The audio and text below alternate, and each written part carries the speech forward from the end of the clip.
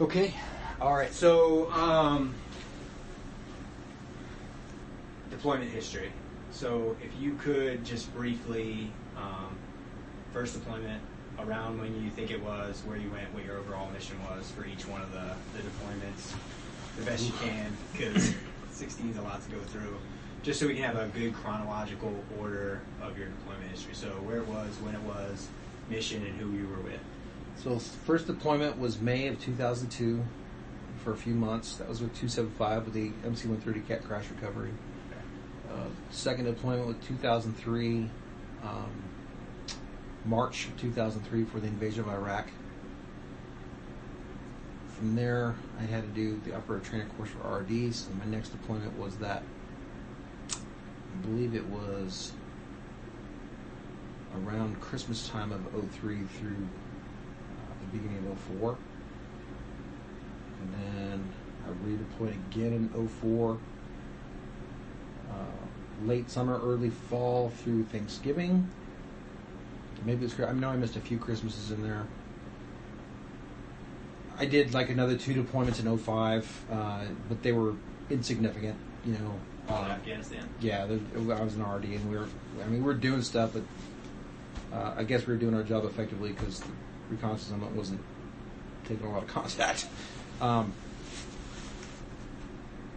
Then in 2000s, and plus we were doing some of that 3-letter agency OGA type stuff, hence the flag stuff. And then in 2006, from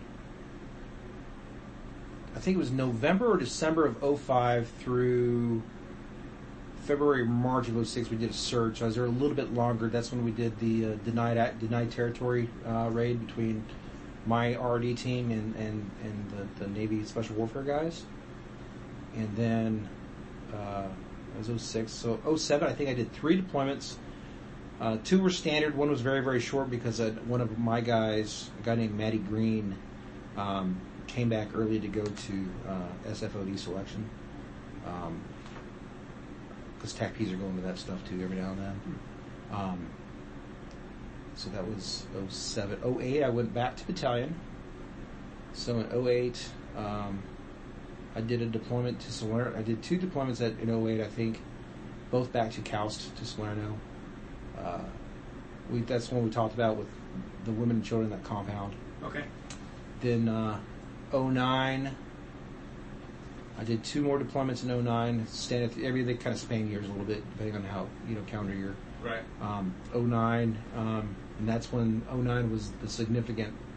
That was the second Silver Star in 09 for Objective McKinley. Also, we ended up taking out like the number 2 Al Qaeda spiritual advisor up there too. So that was fun. And then 2010, I only did 1 deployment. I did 1 deployment in 2010. That was in the springtime to Kandahar, and that's where I was doing the fires desk, which I was not overly happy about, but I was also flight chief, so my guys go to the platoon before I would, or to the assault force. And I was doing the VI desk in the daytime for the brag dudes doing vehicle interdiction. And then from there, halfway through that, I transitioned over back to the Omega mission where I got the flag up on the wall from there for. So that was 2010. Then I came home, I PCS'd. I deployed in 2011, September through December, to Iraq, to close down Iraq.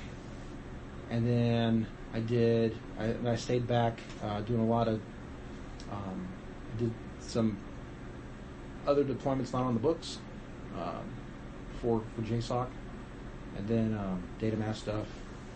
And then I deployed again open source in 2013 back to Afghanistan to Bagram. But that was kind of cool because I wasn't there as a fires role or a JTAC. I was there as the Joint Special Operations Air Detachment Senior Enlisted Advisor to the Commander for the Air Branch, part of the JOC. And that was kind of different for me. So a good leadership built for a Master Sergeant for an E8 role. I had about 850 people underneath me in the Commander. And about half of those were contractors, government operated, contractor owned, or contractor owned, contractor operated ISR assets, and to include the mill side. So we pretty much owned the entire Special Operations Air Detachment that was supporting the mission in Afghanistan. That was in 2013. And that was my last deployment, unless you want to consider a year in Korea, which I don't really consider a deployment for them. And that's pretty much the timeline on those for the most part. For the 2013, was that Camp Vance or was that Camp Alpha? Camp Alpha. Testers compound over there. Can you tell us any more? So you were in RRD for a significant period of your 6-7 career. years, what it was. Yeah. Can you tell us any more about culture, mission, or those things? So the cool thing about Rangers in general, I'm endeared to them. I am. So as a TAC-P, they talk about you're aligned to a specific unit. So what I'm a fan of right now for conventional TAC-P is the break alignment. Get me away from 25th ID. Get guys away from 3rd ID or whatever it is. Pull the JTACs and the TAC-Ps into super squadrons, and then parcel them out for mission requirement, whether it's a warfighter, NTC, JRTC, real world deployment. Parcel them out because the relationship is not the same when I talk about an alignment, because we've been deploying for so long, for so many years, outside of an MCO capability, that even though we're traditionally aligned, we're not supporting the taskers. You know what I mean? So a guy from Fort Hood may go out and support 25th ID if they go to Afghanistan or something. The way it is. So, but the alignment against the 17th STS against the Ranger Regiment is pretty special. So me as an Air Force entity, and when I was just there talking to the guys on some resiliency stuff last week, and that relationship hasn't changed. So what I mean by special is that, man, those guys, both battalion and RD, or RC now, because you're an Air Force guy, it's almost invisible to them for the most part, because you're deploying with those guys, you're training with those guys, the families are hanging out together, you're doing barbecues on the weekends, you're drinking buddies, and that just encompasses the relationship between the 17th STS and the Ranger Regiment in general. So it's a very tight bond and brotherhood. Whereas the conventional TAC-P, he may have some friends from the Army, but they're not as embedded or ingrained in regards to those rapports. So that's what I mean about that relationship between the TAC-Ps that are aligned against the regiment is pretty special, and that's something I'm glad to see that is carried on, because it's important.